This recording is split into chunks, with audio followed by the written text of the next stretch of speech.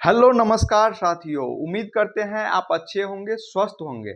लेकिन मैं समझ सकता हूं कि आपकी पढ़ाई दुविधाग्रस्त हो गई होगी, क्योंकि बिहार एसएससी ने जिस तरीके से पिछले कई दिनों से कमाल करना शुरू कर दिया है, उससे आपकी पढ़ाई में थोड़ी सी सुस्ती आई होगी। लेकिन दोस्तों, इस सुस्ती के साथ मैं आपको आज बताने वाला हूं हर एक वो पहलू जिसके लेकर के मन में आपको प्रश्न बन रहा है। आज जो हमें इंफॉर्मेशन मिली है वो सारी जानकारी आपको एक बाय एक करके बताने जा रहा हूं। सबसे पहली बात तो मैंने आपको पिछले वीडियो लगभग 15 दिन पहले बनाया था, उसमें बताया था कि अध्यक्ष की जो नियुक्ति प्रक्रिया है वो चल रही है। और अध्यक्ष की नियुक्ति प्रक्रिया आयोग की तरफ से जब रिक्वेस्ट भेजा गया तो 3 जो अध्यक्ष के लिए जो अधिकारी थे उनका नाम रिफ्लेक्ट हुआ। लेकिन आप जानते हैं कि सरकार की जो सरकार है वो बिहार की सरकार अस्थायी हो गई, मतलब एक तरह से बोल सकते हैं कि वो फुल मोशन में नहीं रहा। इस वजह से अध्यक्ष की जो नियुक्ति की प्रक्रिया है वो भी ठंडा हो गया है। हालांकि आप लोग आयोग को गलिया सकते हैं, लेकिन जब हम अपने जो इन्फॉर्मेशन सोर्स है उनको मैंने कहा कि आप सोचिए जरा, बच्चा आपके बारे में क्या सोचता है, स्टूडेंट आपके बारे में या आपके आयोग के बारे में क्या सोचता है। तो उन्होंने सीधी सी जवाब कहा कि आयोग कुछ भी नहीं कर सकता, सब कुछ सरकार ही कर सकता है। अगर आयोग में कोई कमी या कसर रहता है तो कहीं न कहीं सरकार की तरफ से वही वो हाथ रहता है। तो दोस्तों, पिछले वीडियो में फिर मैंने दूसरा बात ये बताया था कि आयोग के अंदर जो है, जो वेबसाइट है उसको नए तरीके से बनाने के लेकर के मुहिम चल रहा है। आज हम हमारे सोर्स से जब इस बात को पूरी तरीके से टेक्नोलॉजिकल चीजें उन्होंने हमें समझाया बहुत लंबे समय में, मैं आपको शॉर्ट करके वो बताता हूं। उन्होंने बताया कि आयोग के वेबसाइट को नए तरीके से बनाने की क्यों आवश्यकता है। आवश्यकता इसलिए है क्योंकि 12th का एग्जाम इस बार करवाना एकदम तय है। और तय है तो आप जानते हैं करीब 35 लाख स्टूडेंट है। और 35 लाख स्टूडेंट अगर मान चलिए कि से अगर एडमिट कार्ड आयोग रिलीज करती है, 35 लाख स्टूडेंट अगर एक बार आयोग पे जाएगा, आयोग पे विजिट करेगा, तो उसका वेबसाइट क्रैश कर जाएगा। और उन्होंने बताया कि जब वेबसाइट क्रैश होता है या कोई ग्लिच आ जाता है तो उस दौरान आयोग मतलब कोई भी वेबसाइट हैक होने की संभावना बहुत ज़्यादा हो जाती है। ऐसे में बच्चे के जो इंफॉर्मेशन है या उसके रिजल्ट से संबंधित जो भी इंफॉर्मेशन है उसके साथ खिलवाड़ ना हो, इसके लिए बहुत मजबूत कंपनी को ये जिम्मेदारी देने की जरूरत है। और आप जानते हैं कि कोई भी कंपनी अगर मजबूत जिम्मेदारी के साथ आता है, मजबूत तकनीक के साथ आता है, इसके लिए उसको मजबूत पैसा भी देना पड़ेगा। तो उन्होंने बताया कि आप जानते हैं आलोक सर की नियुक्ति हुई थी। आलोक सर ने ये सारा चीज देखते हुए और आयोग के अंदर कितना धन बचा हुआ है उसको देखते हुए उन्होंने इस जिम्मेदारी से लेने से इनकार कर दिया और फाइनली उन्होंने इस्तीफा दे दिया। लेकिन अब जो आयोग है वो चाह रहे हैं कि कम से कम पैसा में ये बड़ी जिम्मेदारी दे दे। सरकार भी यही चाह रही है। लेकिन आप जानते हैं कि अगर अर्थ नहीं हो यानी पैसा नहीं हो तो इतना बड़ा जिम्मेदारी कोई ले सकता है। इसलिए आपने देखा होगा कि पहले अंतिम फरवरी में ये टेंडर की प्रक्रिया फाइनल होने वाली थी। फिर 9 मार्च को ये प्रक्रिया फाइनल होने वाली थी, उस दिन भी नहीं हुआ और पुराना टेंडर को खत्म कर दिया गया। अब आप जानते हैं कि 14 मार्च से ये प्रक्रिया फिर से चलेगी। और 14 मार्च से चलेगी तो उन्होंने सकारात्मक बातें ये बताया कि देखिए, स्टूडेंट को ये बोल दीजिए कि उनको पढ़ते रहने के लिए, इसलिए क्योंकि आप मान चलिए कि से अगर 1 महीना के अंदर में भी अगर सरकार की तरफ से कोई भी हमें ये बात आती है कि हम आपको आर्थिक रूप से कंधा लगाने के लिए तैयार हैं, तो आप इस कंपनी को टेंडर दे दीजिए। अगर कंपनी को टेंडर मान चलिए कि मिड अप्रैल तक भी मिल जाता है या अप्रैल के बहुत लेट होगा तो अप्रैल के लास्ट में भी जाता है, तो भी आयोग के पास हर चीज करने के लिए 2 महीना का समय होगा। उन्होंने बोला कि मैं मई में सबसे पहला काम जो करवाऊंगा, रीओपन करवा लूंगा, उसके बाद एडिट का ऑप्शन दे दूंगा, बच्चे एडिट कर ले, तो ये सारा काम हम मई में करवा लेंगे। जून में हम एडमिट कार्ड का जो भी प्रोसेस है उसको करवा करके जुलाई में एग्जाम कराना, कम से कम सीजीएल का एग्जाम करवाना लगभग संभव है।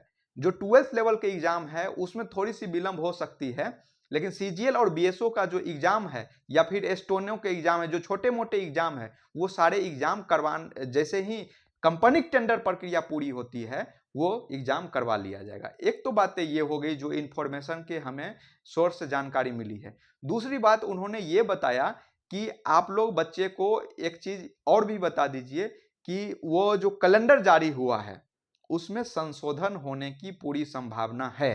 संशोधन होने की संभावना इसलिए है क्योंकि जब आप लोग के थ्रू आयोग को कहीं न कहीं इस बात का अंदेशा हुआ कि लड़के जो है आंदोलन करने के लिए उतरने वाले हैं। तो लड़के को आंदोलन करने से रोकने के लिए एक मंचलेकी से वो एक सेफ्टी वॉल्व लगा दिया गया ताकि आप लोग आंदोलन ना करें।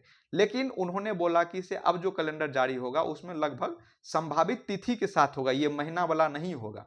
संभावित तिथि के साथ होगा, कैलेंडर जारी होगा।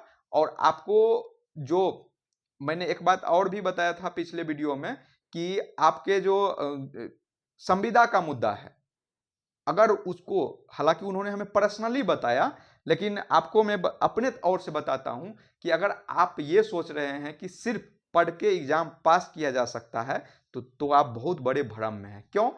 क्योंकि आप ये जान लीजिए कि संविदा का मुद्दा बहुत संवेदनशील मुद्दा है और इसको लेकर जितना टीचर है वो भी सुस्ताए हुए हैं, जितना यूट्यूब पे आपको इंफॉर्मेशन देने वाले लोग हैं वो भी सुस्ताए हुए हैं, और खुद छात्र जो इसके मेन अभिकर्ता है, एजेंट है, वो भी सुस्ताए हुए हैं।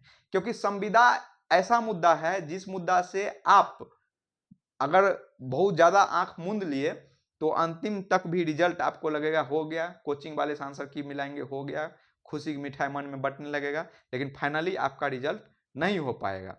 क्योंकि इसमें बहुत सारा पेचीदा है, तकनीकी चीजें हैं जो आप खुद से भी अपने स्तर समझ सकते हैं। इसलिए मैं आपको कहूंगा कि आप हमारे जो टेलीग्राम चैनल का लिंक दिया गया है उससे आप लोग जुड़िए, और सामान्य प्रशासन विभाग को कैसे मेल लिखा जाएगा हम उसका आपको पूरा जानकारी देंगे, और वहां से हम लोग एक ग्रुप में बंद करके हजारों की संख्या में मेल करेंगे ताकि कम से कम उनको एक ये जानकारी हो कि इस तरह का भी मुद्दा है। और हम लोग छात्र नेता से भी आपको सेतु साथ देंगे, अगर वो कोई आंदोलन करने के लिए तैयार होते हैं तो हम आपसे उनसे मिला करके करवा देंगे और हमारा भी पूरा समर्थन रहेगा।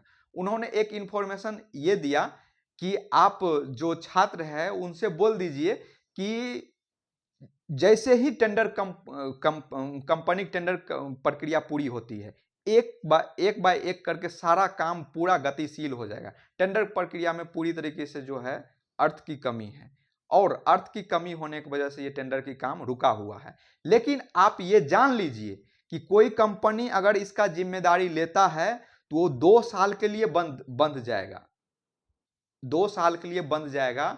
अगर 2 साल के लिए बंद जाता है, और सरकार ने जितने प्रतिबद्धताएं व्यक्त की है कि हम बिहार एसएससी के माध्यम से इतना वैकेंसी लेने वाले हैं, ये लेने वाले हैं, वो सब आपको सच साबित होता हुआ दिखाई देगा। इसलिए निराश और हताश होने की बात नहीं है। हमारे जो इन्फॉर्मेशन है उन्होंने बताया कि कोई भी, पहले आपको बताया गया था कि जो कंपनी की टेंडर प्रक्रिया सारे स्टेप बाय स्टेप में होगा, यानी कैमरामैन को जो सीसीटीवी कैमरा है उनका अलग, जैमर वाले का अलग, ओएमआर सीट वाले का अलग। लेकिन अब ये प्रक्रिया ऐसे कंपनी को देने जाने की बात कर रही है जो एग्जाम के 70 से 60% चीजों को वो खुद संभाल ले। और ऐसे में आप जानते हैं कि एक ऐसा कंपनी होना चाहिए जो पूरा स्ट्रेंथ के साथ उतरे, और कोई अगर स्ट्रेंथ वाला कंपनी अगर इंटर मार देता है बिहार एसएससी के अंदर में तो समझिए छात्रों का कल्याण हो जाएगा, क्योंकि उसको 2 साल के लिए हस्ताक्षर करना पड़ेगा कि हम आपके लिए 2 साल काम करने वाले हैं, और 2 साल में वो सारे एग्जाम निपटा लिए जाएंगे जो पहले पेंडिंग है, और वो सारे भी एग्जाम लिए जाएंगे जिसका वादा सरकार कर रही है। तो दोस्तों ये इंफॉर्मेशन था जो हम आपको बता दिए। अब आप लोग कहेंगे कि एग्जाम कब होने वाली है, तो उन्होंने बताया कि हम लोग सीजीएल के एग्जाम को लेकर के सीरियस हैं कि जुलाई में हो जाए, बस एक टेंडर की जो प्रक्रिया है वो संपन्न हो जाए तो एग्जाम भी आपका जुलाई में होता हुआ दिखेगा। 12th लेवल का एग्जाम अगस्त सितंबर तक जा सकता है। और इसमें एक बात उन्होंने ये भी बोली कि 12th वाला एग्जाम जो है मैक्सिमम संभावना है पेन पेपर पे होने का, ये ऑनलाइन एग्जाम होने की संभावना नहीं है, क्योंकि इसके लिए बड़ा धन की आवश्यकता है, ऑनलाइन करवाने के लिए बड़ा कंप्यूटर की आवश्यकता होगी। ऐसा बिहार में अभी नहीं देखा गया कि इतना 40 लाख एग्जाम सिर्फ बिहार में करवाया जाएगा। और उन्होंने बोला कि अगर 40 लाख एग्जाम लिया जाता है ऑनलाइन मोड में तो समझिए 4 से 5 महीना इसका जो है प्रक्रिया चलेगा। ऐसे में हर दिन पता चलेगा कि क्वेश्चन लीक हो गया, कुछ हो गया, सेंटर पे लाइट नहीं आया। तो ये तमाम समस्याओं से आयोग बचना चाहती है, और ये जो एग्जाम है वो आपको पेन पेपर मोड पे करवाने के पक्ष में है। 80% उन्होंने ये बताया कि ये पेन पेपर मोड में होने जा रही है। तो दोस्तों जैसा इंफॉर्मेशन आज था उस हिसाब से मैंने आपको दे दिया। हो सकता है कि इसमें कुछ भविष्य में बदलाव होगा तो उसमें आपको बदलाव करके हम बताएंगे, लेकिन आज का इंफॉर्मेशन उन्होंने ये दिया।